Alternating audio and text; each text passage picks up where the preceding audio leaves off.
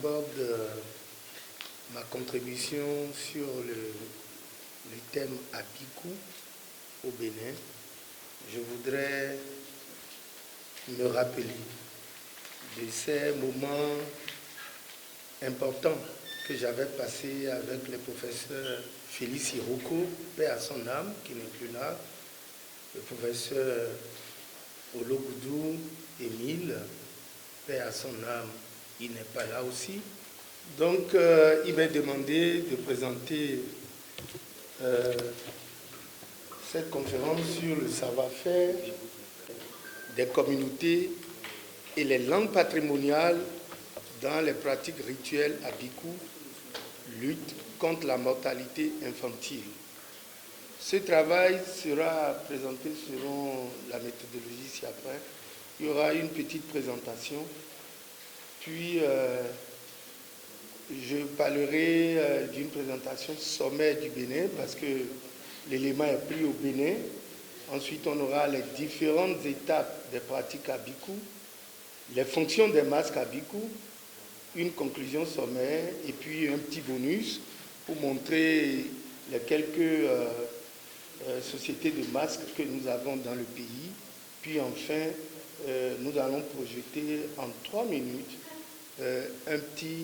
une petite vidéo pour montrer ce que c'est que les masques à Bikou. Donc en introduction, je dirais que le but de la présente communication est de révéler le caractère incontournable des langues nationales dans la sauvegarde de la transmission des savoir-faire des communautés en matière de maintien des enfants en vie, notamment dans les pratiques à Bikou. Apparu au Dahomey,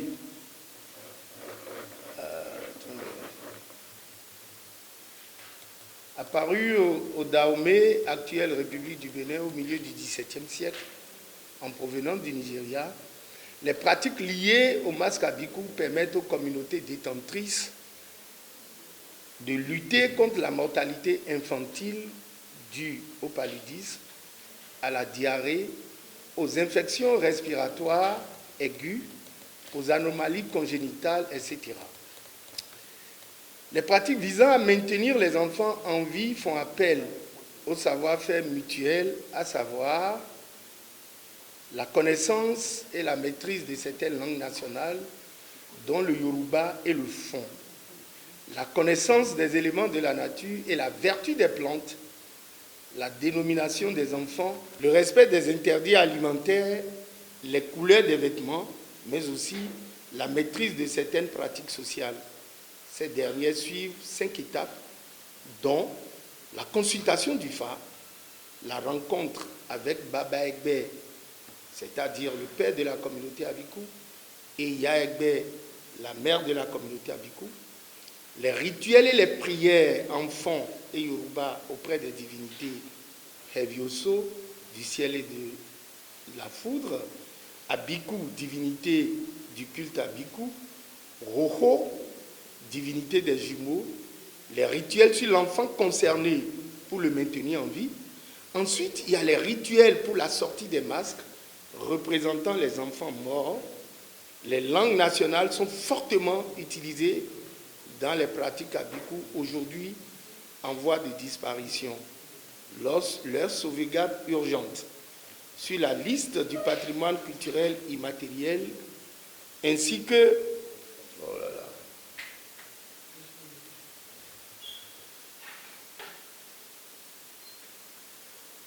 leur sauvegarde urgente sur la liste du patrimoine culturel immatériel, ainsi que leur transmission sont tributaires de la promotion des langues nationales en vue d'un développement endogène des communautés détentrices.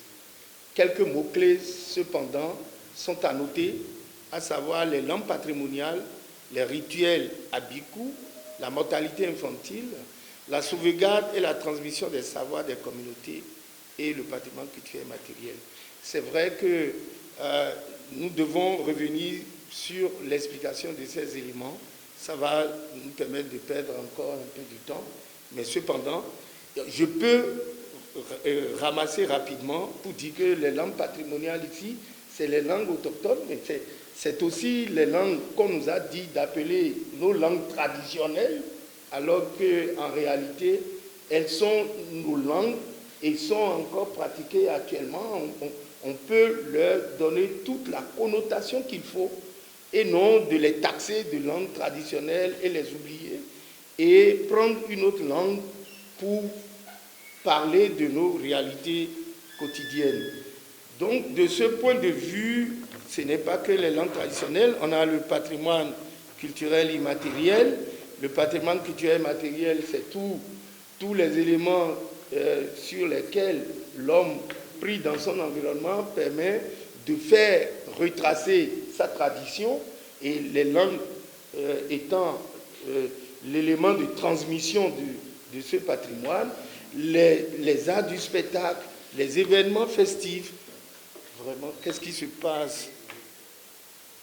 Et tout ce qu'il faut, vous auriez pu me laisser faire mon truc tranquillement. La sauvegarde, comment conserver notre langue et comment le transmettre. Et là, dans la société patrimoniale, ou celle qu'on appelle endogène, la transmission se fait par l'éducation informelle. Aujourd'hui, un travail se fait au niveau de la direction du patrimoine culturel pour que certains pans de ce patrimoine culturel puissent être retenus et envoyés dans l'éducation formelle. Le savoir-faire des communautés, c'est important. Donc ce savoir-faire permet également de montrer que le patrimoine culturel immatériel, c'est encore tout ce savoir que les communautés mettent pour présenter l'artisanat traditionnel. Voilà, pour aborder le thème de notre conférence, les savoir-faire des communautés et les langues patrimoniales dans les pratiques rituelles à Bikou, lutte contre la mortalité infantile. Nous allons, avant d'aborder le texte, nous allons rapidement faire un petit élément sur là où l'élément est pris. L'élément est bien pris au Bénin. Le Bénin, comme vous le voyez en rouge sur la carte de l'Afrique, le Bénin fait partie des pays démocratiques situés en Afrique occidentale, dont la capitale est Porto Novo. Son territoire est formé d'une étroite bande de terre orientée perpendiculairement à la côte de l'océan Atlantique. Les pays voisins sont au nord, le Burkina Faso et le Niger, au sud par l'océan Atlantique, à l'est par le Nigeria et à l'ouest par le Togo.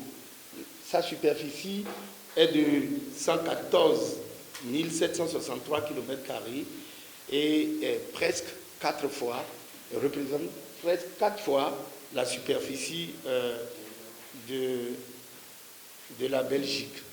Donc, comme population, le Bénin avoisine à peu près 13 millions d'habitants. Sa densité est de 113 habitants au kilomètre. La langue officielle est le français. Nous avons l'indépendance de ce pays le 1er août, l'indépendance se célèbre.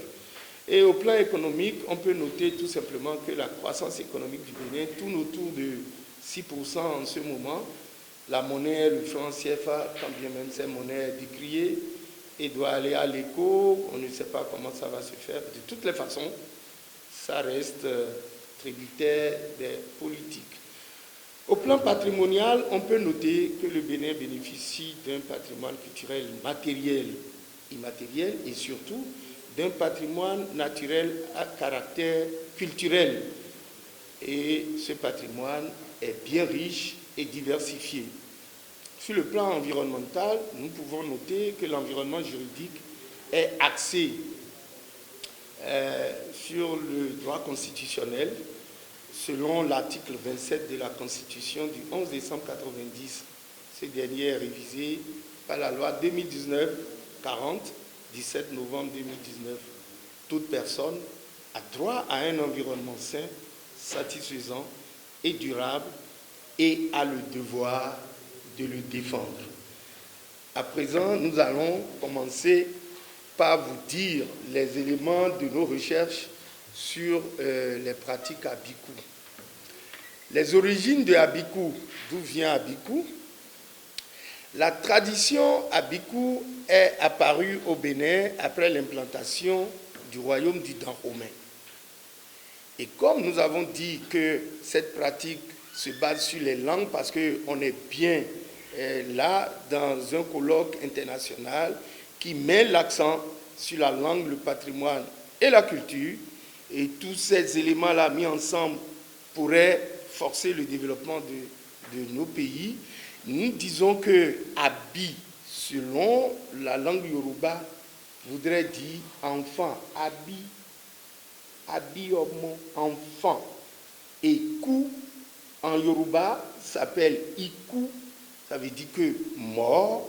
Ou Kou, en Nago, en fond, qui est la même chose. Et Kou, ça veut dire que mort.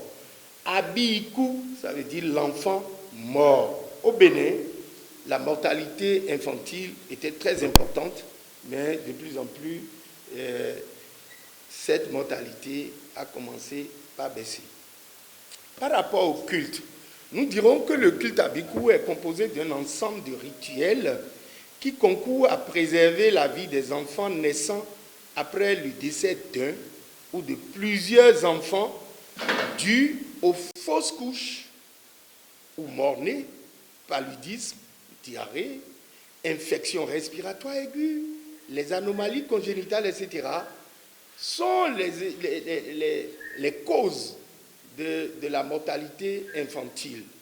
Mais Abikou attache les enfants à la vie selon les rites et pratiques liés à l'usage de la langue Yoruba et Fon, par des prières, des panégyriques du culte Abikou, la parole incantatoire, l'usage des plantes médicinales, la révélation du nom de l'enfant. Par exemple, un enfant attaché au culte Abikou s'appellerait Malomon. Malomon voudrait dire en Yoruba ne va plus.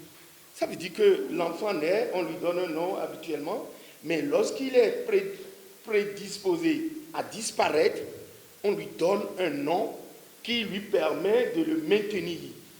Et par exemple, dans la langue Fon, un enfant Abikou pourrait être appelé Bo. Bo, ça veut dire la chèvre, ça veut dire le mouton. C'est-à-dire qu'on donne un nom péjoratif pour permettre de maintenir l'enfant en vie. Donc, en maintenant les frères et sœurs aînés défunts dans leur monde, de l'autre côté du miroir, le culte Abikou permet d'assurer leur réincarnation et leur présence parmi les vivants à travers leur apparition masquée dans la forêt sacrée. Donc, Abikou entretient le contact entre les vivants et les morts de la cérémonie. Comment ça se passe au niveau des pratiques Abikou? La cérémonie Abikou est observée en 5 étapes. La première, c'est la consultation du Fa. Le Fa est consulté pour rechercher les causes du décès des enfants. Quand bien même, sur le plan clinique, nous avions noté les causes tantôt, mais ici, lorsque le Fa intervient, il va rechercher les causes. Parce que malgré ces causes-là, dans la réalité, certaines familles n'arrivent pas à avoir des enfants. Mais lorsque ils vont faire la consultation et les rituels se suivent, ces enfants naissent et puis survivent après que leurs aînés auraient disparu. Donc, le Fa permet aussi de s'assurer que la famille des enfants morts-nés accepte de poursuivre les rituels d'éradication de ces mortalités infantiles. Le temps de la rencontre de Baba Egbe et de Ya Egbe, donc après la consultation du Fa, La famille concernée rencontre Baba Egbe si l'enfant est de sexe masculin. C'est lui qui dirige la cérémonie. Ou Iya Egbe si l'enfant est de sexe féminin. Une prescription sur mesure est alors délivrée concernant les rituels, les offrandes et les prières. Le temps 3, Baba Egbe et Iya Egbe interpellent 3 divinités. La divinité Hevioso, selon les linguistiques font qu'est Hevioso, mais selon les linguistiques Yoruba, c'est Chango. Donc, la divinité Chango est la divinité du ciel, de la pluie et de la foudre. Ensuite, on intervient la divinité liée aux pratiques Abiku.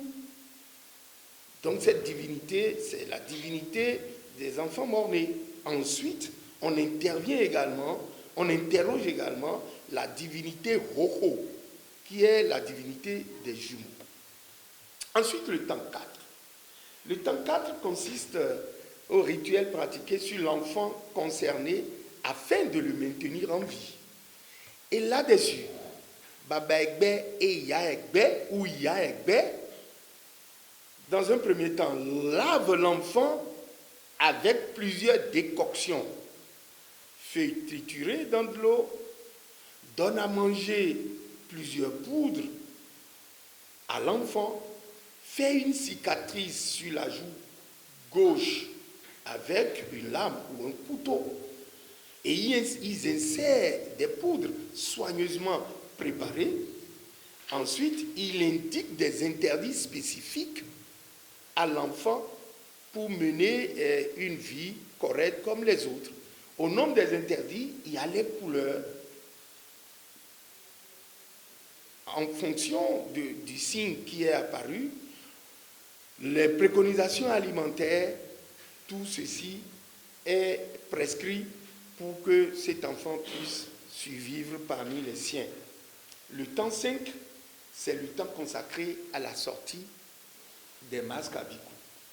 Les cérémonies se poursuivent en langue patrimoniale avec des jets de cola, l'absorption d'eau, de cola et de soda-bi, boisson alcoolisée ou du gin, la dispersion en cercle de farine de maïs mélangée avec de l'huile rouge, des prières incantatoires, à savoir les invocations et les évocations se font. Et à l'issue de ces rituels, Iya Egbe autorise la sortie des masques sous la supervision du Baba Egbe. Ces masques sont dédiés au maintien en vie des enfants décédés. Donc, après ces différentes étapes, nous allons parler un peu de l'initiation au culte Abiku. Donc, là-dessus, avant, pendant et après la cérémonie, les porteurs de masques sont initiés par Baba Egbe ou Otun. Otun est bien l'adjoint de Baba Egbe et autres détenteurs du savoir Abiku. La durée du culte varie de 3 à 8 jours et parfois cette durée est extensible en fonction du nombre de rituels complémentaires et indispensables prescrits à la réussite du culte. Donc après ça, nous allons vous montrer, et là, dans la vidéo, vous serez d'accord avec moi, que le masque Abiku représentatif d'un garçon décédé, il est souvent, il bouge sur les 4 pattes, il bouge sur les 4 pattes, il n'est jamais debout. Mais le masque Abiku représentant une fille décédée, lui, il est bien porté sur les 2 jambes. Ensuite, nous allons vous parler brièvement des fonctions de la société des masques Abiku. Ces fonctions sont relativement des fonctions de communication, de médiation, de règlement de conflits et de guérison par la vertu des plantes et des paroles incantatoires et sacrées. Communication, pourquoi? Quand il y a n'importe quoi, il y a une manifestation du culte Abiku, autour de la manifestation, lorsque l'information vient et doit être communiquée, où on n'avait pas les réseaux sociaux et autres, c'est au cours de ces manifestations que les informations passent dans la communauté. Et là, au sein des pratiques à Bigou, ils arrivent également à gérer les questions de médiation, les questions de mésentente entre les membres d'une famille, d'une collectivité. Ils les appellent, ils parlent et ils essayent de gérer en même temps des questions liées aux conflits éventuellement qui naissent entre les communautés. Donc, bref, les sociétés à Bicou véhiculent le patrimoine ancestral et identitaire des communautés Yoruba et Fon, comme on l'a dit, situées dans la partie méridionale du Bénin, ainsi qu'un savoir-faire transmis oralement depuis des générations. En conclusion, nous allons dire que dans beaucoup de pays d'Afrique, le culte à Bicou permet aux hommes et femmes de vivre et de contribuer au développement de leur communauté. Dans beaucoup de pays d'Afrique. Pourquoi? Parce qu'en travaillant, en faisant cette recherche-là au sein de cette communauté, le professeur Félix Iroko, paix à son âme, nous avait dit que même le président Houphouët-Boigny était un Abicou. Et ça, nous ne l'avons pas vérifié, mais nous pensons que pour un homme de science, un homme d'histoire de cette trempe, il ne peut pas envoyer une information comme ça en l'air.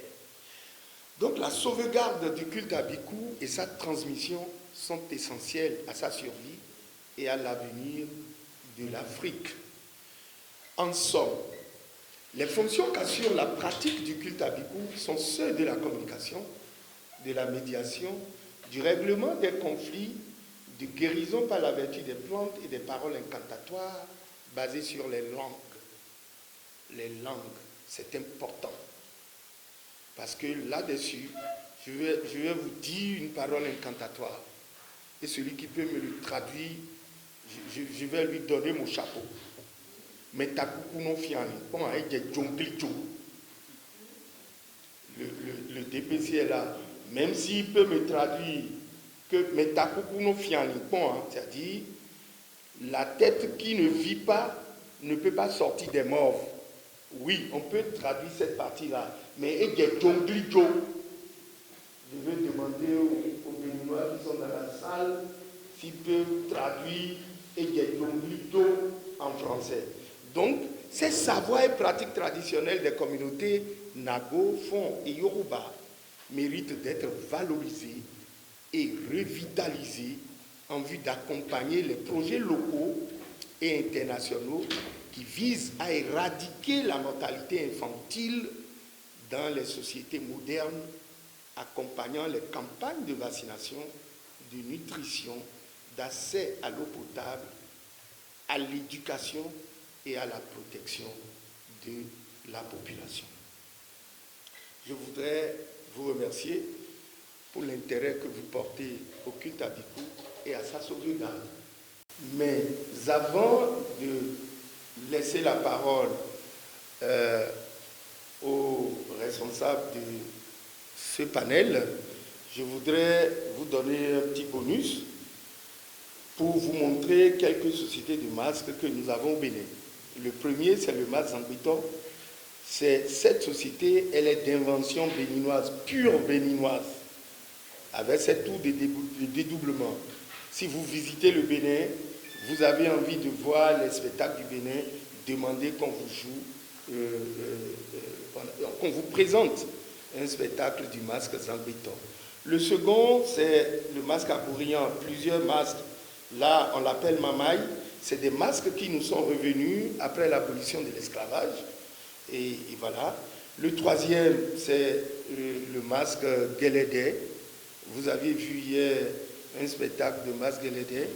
Et le genre oral de ce masque est inscrit sur la liste représentative du patrimoine culturel immatériel de l'humanité pour le compte du Bénin, du Togo et du Nigeria.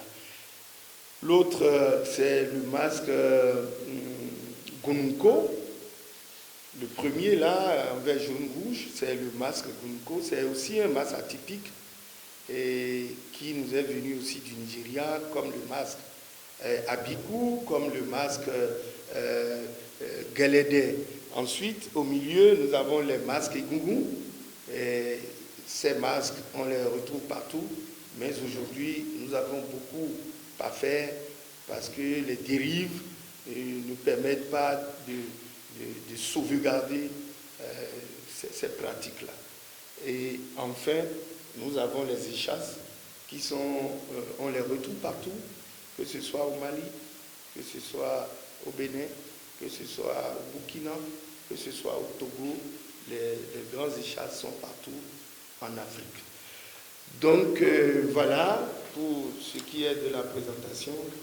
Je vais faire jouer une petite vidéo de 3 minutes qu'on avait fait passer en 2017 à l'UNESCO quand nous avons eu le privilège de présenter cette recherche sur les masques Abiku pour la première fois à l'Assemblée générale qui a eu lieu à Paris en 2017.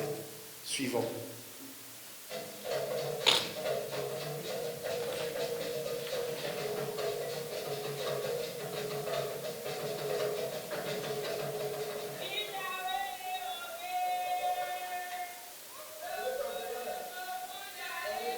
Les cris, et là, ils sont en train de faire les rituels devant la divinité Révioso, Yekekao, pour ceux qui comprennent ce langage qui sont à l'intérieur, c'est Baba Egbe qui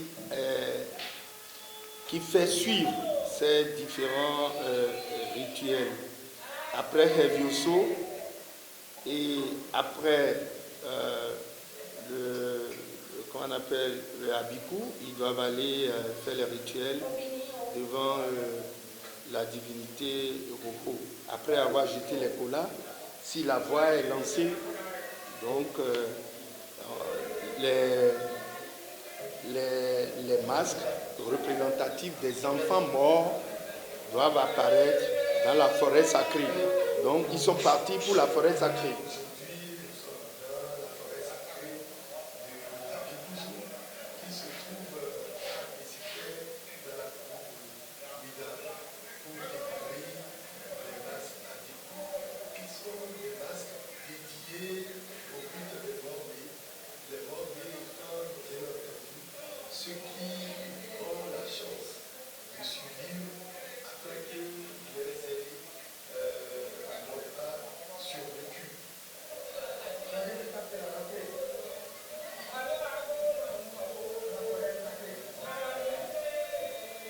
Bon, on a pris ces images au cours du festival des rituels et des danses masquées qui va connaître sa 15e édition très prochainement.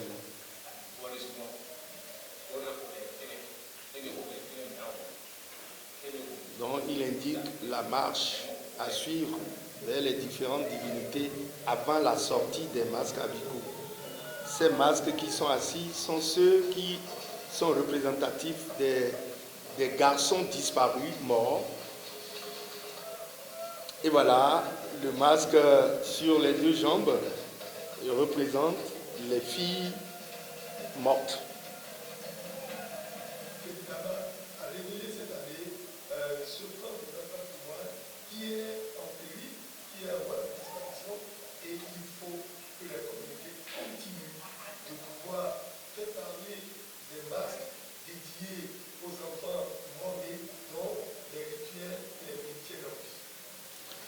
Merci pour votre attention.